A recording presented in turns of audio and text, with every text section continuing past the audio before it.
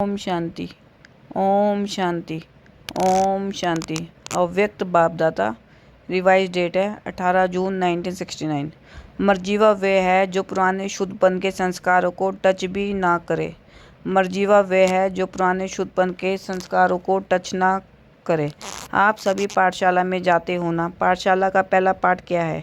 अपने को मर्जीवा बनाना। मर्जीवा अर्थात अपने देश से, मित्र संबंधियों से, पुरानी दुनिया से मर्जीवा। यह पहला पाठ पक्का किया है। संस्कार से मर्जीवा नहीं हुए हैं। जब कोई मर जाता है तो पिछले संस्कार भी खत्म हो जाते हैं। तो यहाँ भी पिछले संस्कार क्यों याद आना चाहिए? जबकि जन्म ही दूसरा, तो पिछली बातें भी खत्म होनी चाहिए। यह पहला पाठ है मर्जीवा बनने का। वह पक्का करना है। पिछले पुराने संस्कार ऐसे लगने चाहिए जैसे और कोई के थे, हमारे नहीं। पहले शूद्रों के थे, अभी ब्राह्मणों के हैं, तो पुराने शूद्रों के संस्कार नहीं होने चाहिए। पराये संस्कार अपने क्यों बनाते हो? जो पराई चीज़ को अपना बनाते हैं उनको क्या कहेंगे? चोर। तो यह भी चोरी क्यों करते हो? यह तो शूद्रों के संस्कार है, ब्राह्मणों के नहीं। शुद्ध की चीज़ को ब्राह्मण स्वीकार क्यों करते हैं? अछूत के साथ कपड़ा भी लग जाए तो नहाते हैं। तो शुद्ध बनने का संस्कार ब्राह्मणों को लग जाए तो क्या करना चाहिए? उसके लिए पुरुषार्थ करना चाहिए। जैसे गंदी चीज़ को नहीं छूते हैं, वैसे पुराने संस्कारों से बचना है, छूना नहीं है।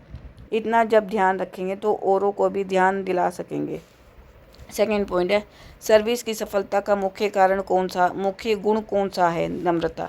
जितनी नम्रता उतनी सफलता। नम्रता आती है निमित्त समझने से, निमित्त समझकर सर्विस करना। नम्रता के गुण से अब आपके आगे नमन करेंगे। जो खुद झुकता है उसके आगे सभी झुकते हैं। निमित्त समझकर कार्य करता है। जैसे बाप शरीर का आधार निमित्त मात्र लेते हैं, वैसे आप समझो कि निमित्त मात्र शरीर का आधार लिया है। एक तो शरीर को निमित्त मात्र समझना है और दूसरा सर्विस में अपने को निमित्त समझना। तब नम्रता आएगी। फिर देखो सफलता आपके आगे चलेगी।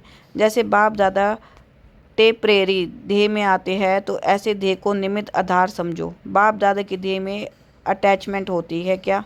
आधार समझने से अधीन नहीं होंगे। अभी देह के अधीन होते हो, फिर देह को अधीन करेंगे। गायन है दृष्टि से सृष्टि बनती है। थर्ड पॉइंट है, गायन है दृष्टि से सृष्टि बनती है। कौन सी सृष्टि बनती है और कब बनती है? दृष्टि और सृष्टि का ही गायन क्यों है? मुख का गायन क्यों नहीं है? संगम पर पहले क्या बदली करते हैं? पहला पाठ क्या पढ़ाते हैं? भाई भाई की दृष्टि से देखो। भाई भाई की दृष्टि अर्थात पहले दृष्टि को बदलने से सब बातें बदल जाती है। इसलिए गायन है कि दृष्टि से सृष्टि बनती है।